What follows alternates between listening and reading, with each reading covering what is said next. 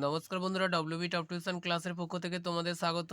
আজ আমরা class 8-এর model question number 5-এর যে ভূগোলের প্রশ্নগুলি আছে সেগুলি আমরা সমাধান করব।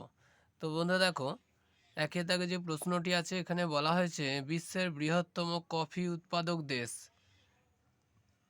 অপশান হবে ব্রাজিল।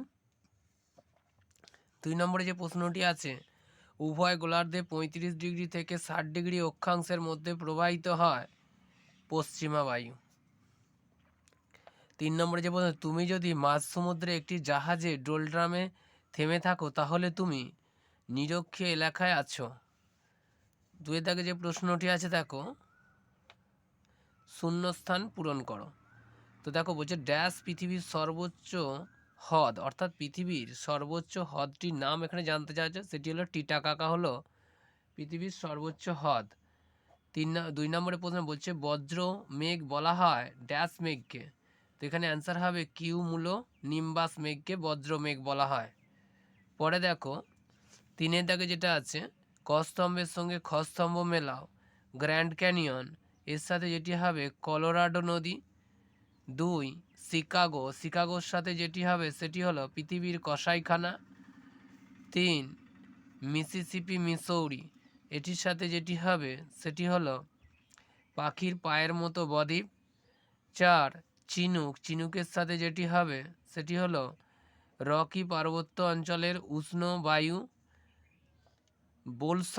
বোলসনের সাথে যেটি হবে সেটি হলো লবণাক্ত হ্রদ। বোলসনের সাথে যেটি হবে সেটি হলো লবণাক্ত হ্রদ। তো দেখো বন্ধুরা, এখানে আমরা 1 নম্বরের যে প্রশ্নগুলি ছিল সেগুলির সমাধান করে দিলাম।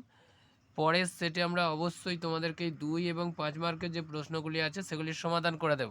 তো দেখো এর সাথে মডেল কোশ্চেন পেপার 6-এর যে 1 নম্বরের প্রশ্নগুলি আছে সেগুলি আমরা একটু দেখে নেব।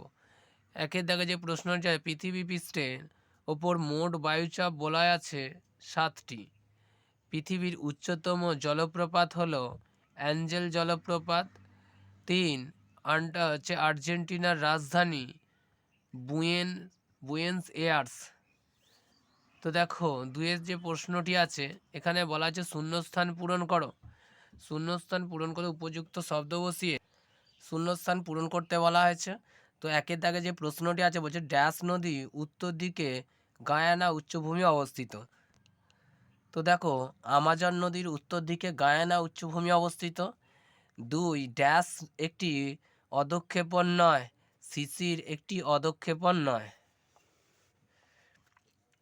3 উত্তর আমেরিকা ও দক্ষিণ আমেরিকার মাঝে যে সংকীর্ণ ভূখণ্ডটি আছে তা হলো পানামা যোজন। পরে দেখো যে প্রশ্নটি আছে এখানে কি বলা হয়েছে ক স্তম্ভের সঙ্গে খ স্তম্ভ মিলিয়ে লেখো। প্রথমে দেখো একের দাগে যে প্রশ্নটি আছে এখানে সুপেয় জলের হ্রদ, এটির সাথে হবে সুপিরিয়র। মৃত্যু উপত্যকা বলা হয় অধিক লবণাক্ত।